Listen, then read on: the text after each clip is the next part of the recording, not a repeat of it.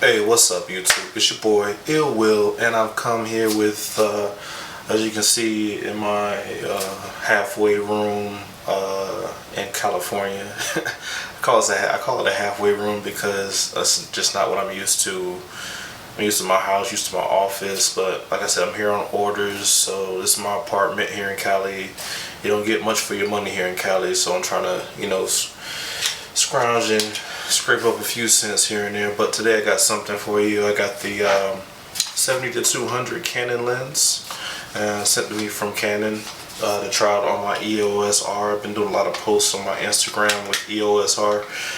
If you don't follow me on Instagram, definitely hit me up on there. Ill Will Media 706. Show me some love on my pictures and my story. I'm gonna start doing like some giveaways, because right now, which is crazy, I'm getting free stuff from people just from posting regular videos on YouTube. So that's kind of motivated me to put out more videos. So with that being said, let's get into the review of this lens.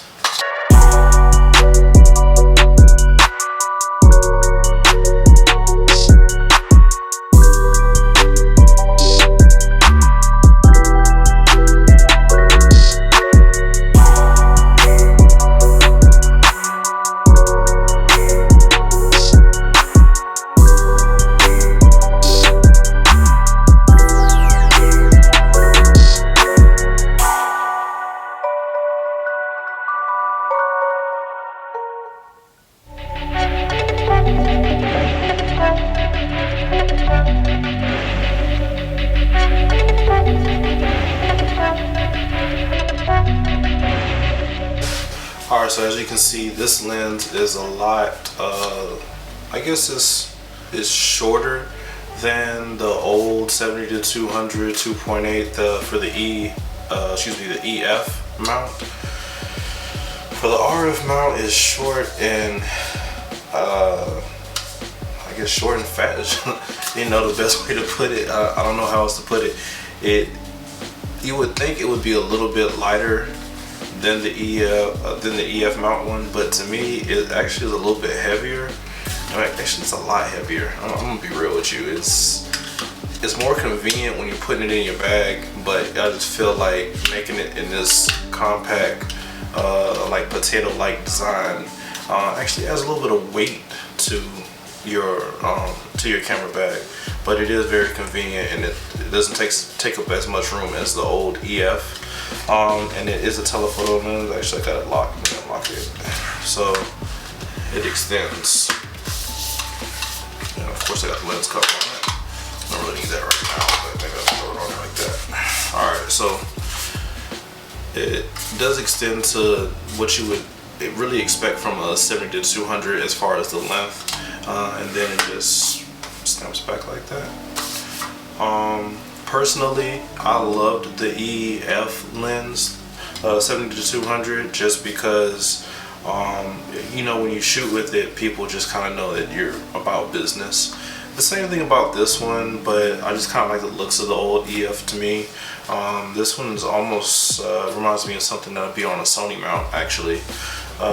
But here you are blessed with the locking mechanism, and that stops it from actually having that zoom creep that everybody always dislikes as far as photography. But personally, I would like for somebody to come up with maybe a lock that would lock at each increment, like 70, 85 to 100, 135, 200, something like that. Because sometimes if you bump it the wrong way at 100, and it kind of messes up your picture if it creeps a little bit. But I think like the fluidity of the motion of the lens is pretty dope. I'm down with that. You can shoot this lens in full and in crop mode. You have autofocus and manual focus button. You have a stabilizer on and off, so you can turn on and off the in-camera stabilization. I personally like to keep it on. And then you have different stabilizer modes. As this was a Basically they just lent me the lens to try out for the weekend. I did not actually play with the stabilizer modes, so maybe in the comments y'all can actually have a conversation about what each stabilizer mode does. You got mode 1, 2, and 3. 1 is just a general stabilization mode. Mode 2 is for like panning shots, and then 3 is a special mode for, it actually only actuates the stabilization when the shutter is released. So personally I keep it in 1 because that's what's best for me. The other 2 or 3, I don't really do a lot of panning shots with the 70-200. I'll just go back to my 24-70 and do shots like that, and I don't know, just try to fix it in post-production or something like that. But I really don't, I don't see a need personally for me to switch from stabilization mode 1. So Canon says that this lens is actually lighter. Well, it definitely is shorter. They say it's shorter and lighter than the old 70-200, which I agree with. It's obviously shorter until you zoom it out. But personally I don't really like how it zooms in and out like that, because it just seems like it's a cheaper lens to me. Some of the lenses, the older lenses, I used to do that and I wasn't a big fan of it. I like just having a ring to mess with, but it just feels like you have to do more work and exert yourself. Let me see, like when you're like this, you have to, like, your body has to compensate for the change in the length of the lens, and you know, basically it's just a lot of wrist and hand work I really don't want to deal with. But as far as the picture quality, I mean, my god, oh my god, I mean, this thing is a beast. I love the pictures that came out. I shot a model for Indian motorcycles out here in Fresno. I mean, all those pictures came out so crystal clear. The bokeh or bokeh, whatever, however you want to say it, was amazing. And actually, I mean, it just super separates your subject from the background. And it's just crystal clear quality. Even when I even tried shooting a little bit of video with the lens, and I mean, the thing is just a beast. So as much as I don't like the design of the lens, I like the output of the lens. I knew it was an RF lens, it had to be something special, and it didn't disappoint me as far as Canon. So yeah, I took this lens out for the weekend and I did a lot of shooting, so we're just gonna go through these shots. And as you look through the shots, you can see just the quality, the separation, the colors.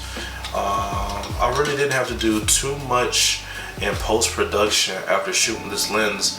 As far as, like, I mean, lighting you might play with in Lightroom or in Photoshop, or if you want to do some special effects, but shooting straight out of the camera, and of course, you know, I shoot raw, always shooting raw,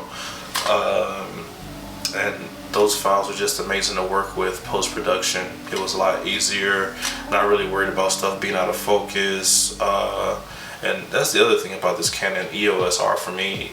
I really don't have to do too much work. Once I do the initial setup and I set up all the different shooting modes, manual, I kind of use automatic sometimes, but not really. Maybe in low light shooting just to make sure my settings are correct, but then I switch back to manual. But I really don't do too much work with all of these, and it makes shooting actual, like, it's not like a business. It makes shooting photography fun, and that's what I like about Canon cameras. I don't have to do too much work. I can just go out there, shoot. I'm more worried about the way I'm gonna shoot an image or shoot a person, shoot a background or a backdrop. I'm worried about that before I'm worried about, oh, these camera settings right, and oh, I wonder if I got it right for post-production. And that's what I used to worry about a lot with Sony, because I might shoot it and it looks good in the camera, but then as soon as I put the card in the laptop, I might get something different than what I thought I shot.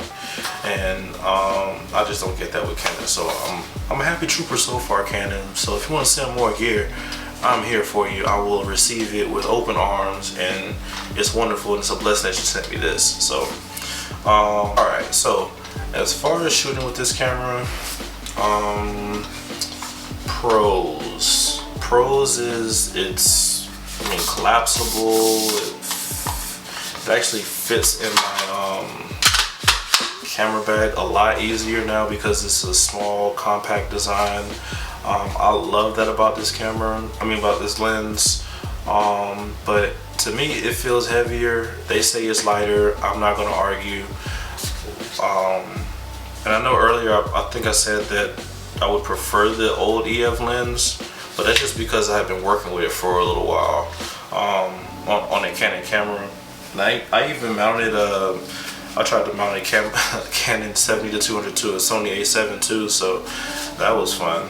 Didn't work the way I really wanted to. I don't think I got the most out of it. So, but anyways, that's neither here nor there. I like the tripod mount. They kept the tripod mount here. This is really helpful. I don't even use it for the tripod. I actually just use it to hold the camera up when I'm shooting. Pretty much just like hold it like this, like a pistol grip. I'm shooting right here, and it kind of takes the weight off of the lens, off the camera itself, off the camera body when I'm shooting. But it's annoying when I have to. It's just annoying when I have to zoom in and out, and then actually shooting out instead of it being an internal zoom. But hey, there's always a workaround, and that's one of the evils you have to come with. You're never going to get like the perfect lens for you. Some people like the way it extends, some people don't. I personally team don't extend. Just leave it internal, man. I can deal with the size of it later. I mean, that's why we have pockets in our camera bags. It's like customizable, so I can customize it, so I'm not really worried about that. Another pro of this camera is, of course, it's 2.8 f2.8. That's like, it's butter. That's the only word I can use, is butter. If you like blown out backgrounds, this is definitely a camera for you. As you see in the sample images, what more is there to say? I mean, I don't know any other 70-200 that are shooting like this.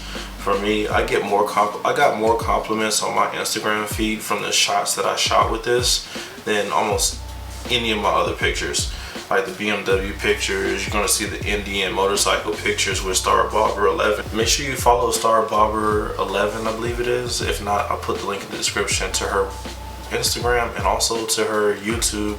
She's doing a lot of content on her 2 Indian motorcycles. I only know of women that have 1 motorcycle. She's the first I've ever met to have 2 motorcycles, both Indian. So those are unique bikes, and she's doing her thing. So make sure you give her a follow and a like. Definitely follow her. Subscribe to her on YouTube as well. But I did some shots with her, and they came out amazing. So really not a lot more to say about this lens, man. I mean, I definitely think, looking back at it, I would prefer this lens over the old EF 70-200. I just prefer it, man. It's easier to go in my bag. My thing is, I'm military, so I would rather have something that takes up less room in my bag and I can put more stuff in it. This hit the mark on that, and I didn't really sacrifice quality, but what I did sacrifice is maneuverability. So when I'm shooting, I hate the extended. That's the I know I said it like 10 times in this video. I mean, I'm gonna have to go back and count it, but that's like the only thing I don't like about this lens, is the fact that it extends. Otherwise, this is like the perfect lens, but otherwise, no, I'm not feeling the extending, but everything else, it checks the box. So Canon, I appreciate it. I give this one 5 stars. So this review on the 70-200, 5 stars. And I'm a street photographer. I don't do reviews on like the particulars, and you know, I really don't like getting into like the specifications. I don't like reading off of my cell phone, telling you numbers that I don't think about when I'm shooting. I'm telling you from the photographer when I'm shooting, how does it feel in my hand when I'm shooting? Is it something bad? Is it something good? Is it something that needs to be worked on? And from a street photographer who point shoot, if I see something, I pick up my camera and I shoot. Now as far as doing that, like it's a little bit heavy for just like doing, like having it, you know, sitting on your car seat or carrying around town, just trying to shoot stuff. But it is a camera, it is a lens that you really need to have for your EOS RF mounts. It is almost a rite of passage to have this. With any camera you have, you need to have a 70 to 200, 85 and a 50, and then a 24 to 70 is cool with the RF mount. So like I said, this lens gets my blessing, Canon. Please send me more.